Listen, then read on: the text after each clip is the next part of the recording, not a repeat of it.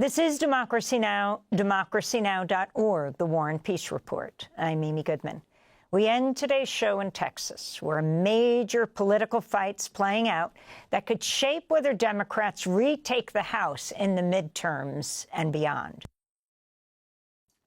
After the 2020 election, President Trump famously called the Georgia Secretary of State, Brad Raffensperger, and told him to find 11,780 votes. Now Trump has called on Texas Republicans to find 5 congressional seats ahead of next year's midterms. Are you calling then for a complete redrawing of the congressional map ahead of next year? Just a very simple redrawing. We pick up 5 seats. But we have a couple of other states where we'll pick up seats also. This week, Republicans delivered upon Trump's request and released their proposal for a newly drawn Texas congressional map that would add 5 Republican seats. It's being pushed forward quickly with a hearing set for today in Austin. Its newly drawn district set up a likely clash between incumbent Democrats, including in the Austin area, where longtime Congressmember Lloyd Doggett, who served for 3 decades, would be pitted against the rising newcomer Greg Casar, chair of the Congressional Progressive Caucus. This is Casar. It's the same old BS. Corrupt politicians having a scheme to rig the rules of our elections so that they can drown out voters' voices and remain unaccountable. We're not going to have it. Not on our watch. Casar, Doggett, Al Green, and other lawmakers joined House Minority Leader Hakeem Jeffries of New York at a Thursday news conference in Austin. Jeffries did not directly respond when asked if he'd support a move by Texas Democrats to walk out to stop the redistricting proceedings and face a $500 a day for each, a fine for each member.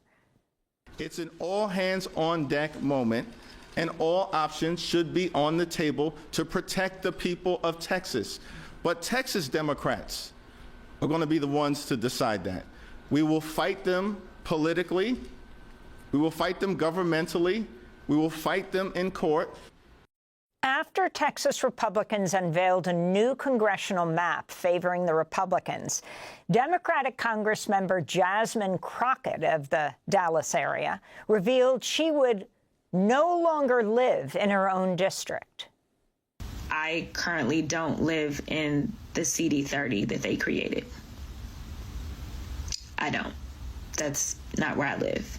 Now, they asked us where we live because they are supposed to take that into consideration. And these are some of the things that the court will look at when they're trying to determine whether or not there were problems with creating the maps as incumbents and where they live. And they moved me out of my district. Yeah, they completely changed the makeup of Texas 30. It's really awful. So we'll have to have some conversations about what that looks like. Just so you know, the rules when you are running for Congress on the federal level is that you don't have to live in the district to run for the seat.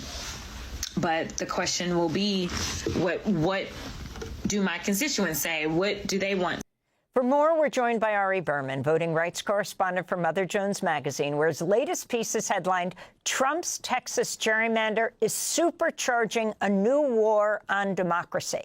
Ari, how did Texas get to this point? And we may see after this broadcast the Democrats walking out of the state legislature.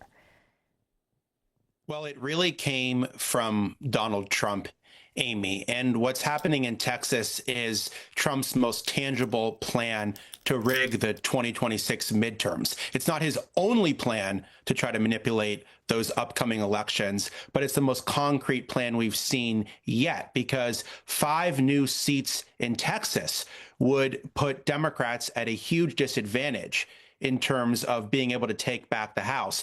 It would give Texas Republicans nearly 80% of seats in a state where Trump only won 56% of the vote in 2024. And it's really unprecedented because this Texas map is already gerrymandered by Republicans. It already limits Democratic representation. It already limits representation for communities of color. And now that would be much worse. It would be even more skewed. And the fact that this is happening mid-decade is incredibly unusual. And the fact that it's being pushed by the president of the United States is even more unusual. So a lot of things are unprecedented right now, Amy, but I think it's pretty clear to say this is a really unprecedented power grab we're seeing in Texas. So Texas Republicans have repeatedly asserted that they drew the current redistricting maps race blind. Your response, Ari? Well, it's interesting because civil rights groups say the opposite.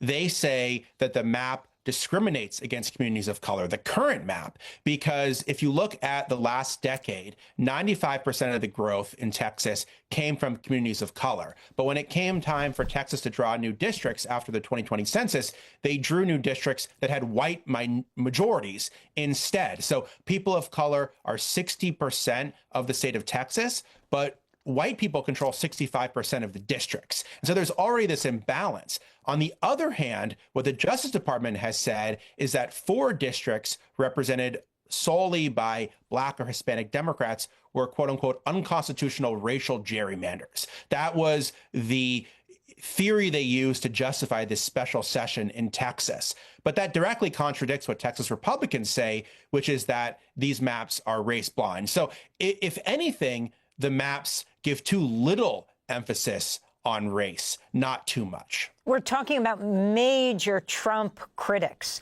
from Greg Casar, head of the Congressional Progressive Caucus, to Jasmine Crockett, Representative Al Green, of course, all lawmakers of color.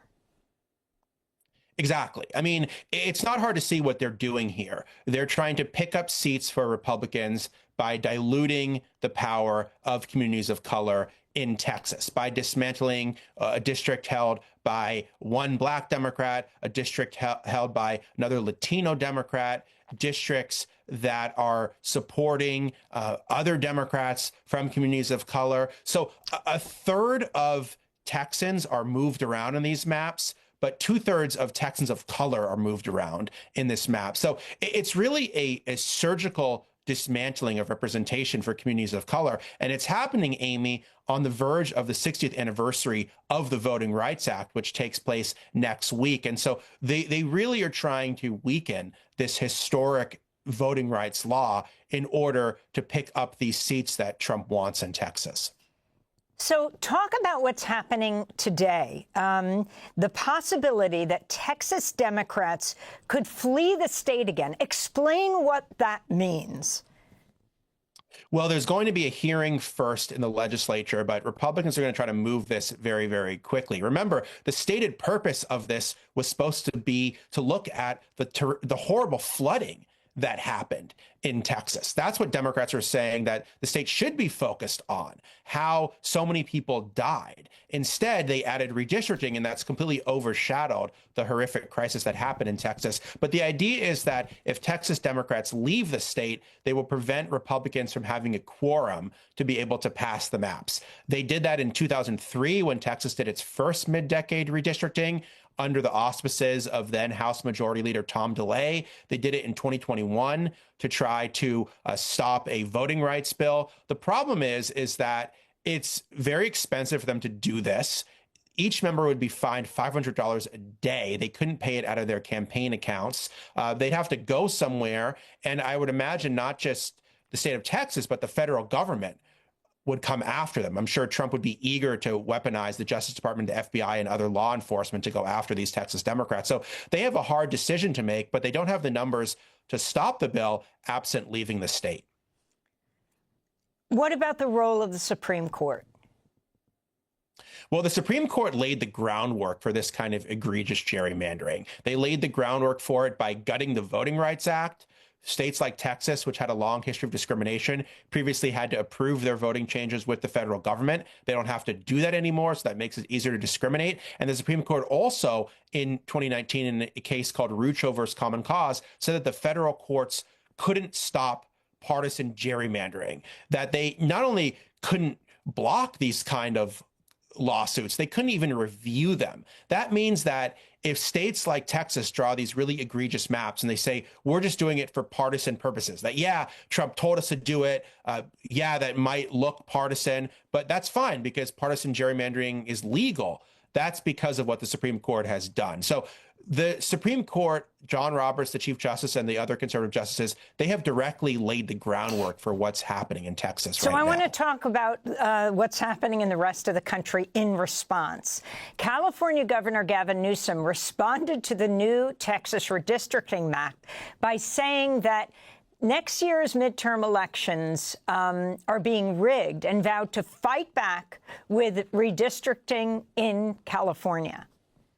I think there's a growing recognition in this country, not just with Democrats, independents, but also Republicans, that de facto the Trump presidency ends in November of next year if the American people are given a fair chance and a voice and a choice.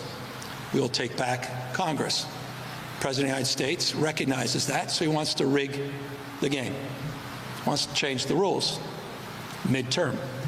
They're very effective at this. They've done this in the past. They've got a lot of experience doing this. They're doing a midterm rejection of objectivity and independence, a act that we could criticize from the sideline or an act that we can respond to in kind, fight fire with fire. So that's California Governor Gavin Newsom. Now to New York Governor Kathy Hochul, who also weighed in on the redistricting plans. All's fair in love and war, because we are following the rules. We do redistricting every 10 years, but there's other states that are violating the rules and are going to try and give themselves an advantage. All I'll say is I'm going to look at it closely with Hakeem Jeffries. So, again, that's New York Governor Kathy Hochul. Talk about the significance of these two states, both Democratic governors on either side of the country. Well, blue states want to respond to Texas. It's going to be more complicated. Both New York and California have independent redistricting commissions. They have prohibitions on gerrymandering in their constitution. So it's not as easy as it would be in Texas to gerrymander. At least in California, they seem to be developing a plan to pass new maps and then have voters approve them in a special vote, basically, that would take place in November. That's the latest plan that I've seen. It's risky. It could get blocked by the courts. The voters could reject it if that happens. But I think that Californians and in New York and other blue states, they feel like they have a moral duty to respond, that if the maps get so rigged in the Republican direction, Democrats have no choice but to draw their own new districts. Now, what I worry about, Amy, is that we're going to be a race to the bottom here, that there's going to be retaliatory districting happening from red and blue states, and something that's very abnormal, which is the redrawing of districts mid-decade will become normalized because of what Trump did. And the reason this is happening is because we don't have federal legislation banning partisan gerrymandering, and we have a Supreme Court that said that this kind of partisan gerrymandering is okay. And that has really led to a race to the bottom for states to do these kind of tit-for-tat gerrymanderings. And I'm worried about where it ends. Ari Berman, we want to thank you so much for being with us, voting rights correspondent for Mother Jones Magazine. We'll link to your latest piece. Trump's Texas gerrymander is supercharging a new war on democracy. That does it for our show. I'm Amy Goodman. Thanks for watching Democracy Now! On YouTube. Subscribe to the channel and turn on notifications to make sure you never miss a video. And for more of our audience-supported journalism, go to democracynow.org, where you can download our news app, sign up for our newsletter, subscribe to the daily podcast, and so much more.